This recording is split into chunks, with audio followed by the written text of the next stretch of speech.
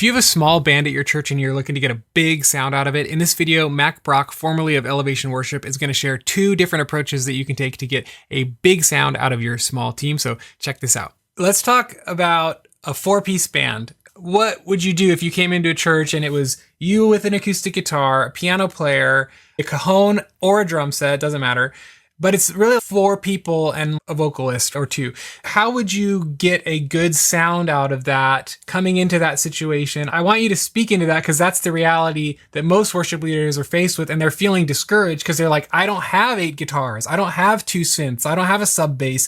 How would you come into that situation and arrange that band? I think that there's a couple of different approaches. And I have played like in front of thousands of people in an arena with a 3-piece band, acoustic, piano, drums. Multitracks is one of my favorite inventions of all time. If you're trying to create like a large sound, multitracks is like a good friend. That is a good friend to have. And don't be afraid to do it. Now, I'll be strategic. So like if I'm playing this thing and I'm setting out and I've got all my stems and my tracks laid out and I know it's just me, keys and drums, I'll keep the bass in, I'll keep the subs in. Usually I'll keep electric guitars that are rhythm based in, or at least like diamonds in. I'll keep some of the pads and stuff in. I'll usually remove like a lead guitar, or I'll usually remove even a lead synth, because I'm not trying to create the song as it is listening to an MP3. I'm trying to create an energy and I'm trying to create the atmosphere for the song. And so that can make it sound big while at the same time not making everybody in the audience be like, who's playing that lead guitar? I don't even see a guitar up there. I'm trying not to distract in that sense, but I do want it to feel big. So that's just basic. If you're trying to get that big sound, we have resources to do it. What a time to be alive. That is an option. And what I do is I know also in those situations, I know my limitations. If I feel like I need to flow into a song, my drummer knows, all right, he's flowing now, but we don't have a bass player. So I'll never go back up to the summit of the mountain of sound when it's just the 3-piece with no bass. He might build behind me or wash behind me or keep some sort of energy, but I know I'm going to have to create energy from my acoustic. I'm going to have to create energy from the way that I'm projecting my voice, from the way that I'm singing, because I won't be able to rely on like a full sound when I'm flowing. But I have to prep my band for that. Does that make sense? Yeah. Just have to know like my limitations.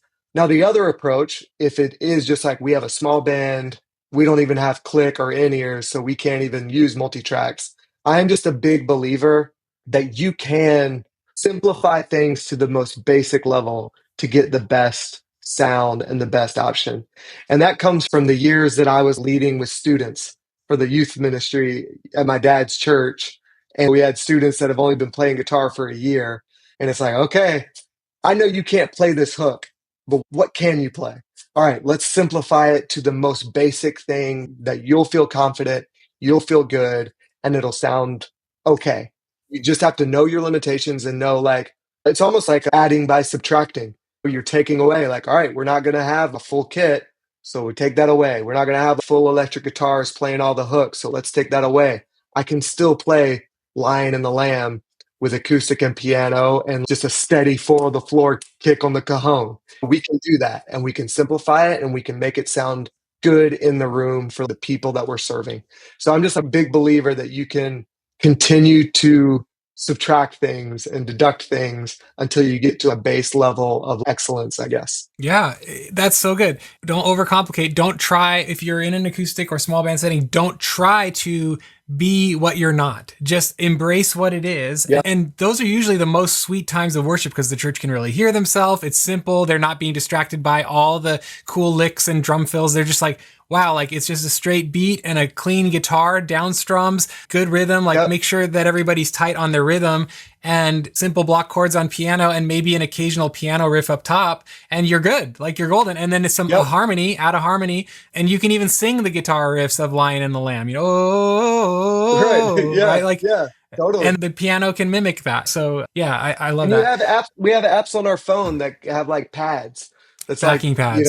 Just like all right, I just need like an A drone or a drone in C sharp. Even something like as simple as that. We have so many random tools now with technology that can just kind of create like a baseline that is like, okay. If you love this sort of real life practical coaching for your actual questions that you have as you lead your ministry, I want to invite you into the Worship Ministry Training Academy, where you get to ask expert guests that we bring into the academy your own questions, and they give you these types of answers very specific to your specific situation. So I would love to invite you to join us inside the Worship Ministry Training Academy. Besides our live expert interviews, we have 13 in-depth courses that will give you the confidence and skill that you need to lead with excellence. We have 20 time-saving templates that you can use in your ministry to immediately streamline things and reduce the headaches and stress. There's a bunch in the academy. You can try it for free for 15 days by going to worshipministrytraining.com. Hope to see you inside the academy. Otherwise, check out whatever YouTube is recommending next, as long as it's from Worship Ministry Training. All right, hit subscribe, hit like, and share the love. God bless.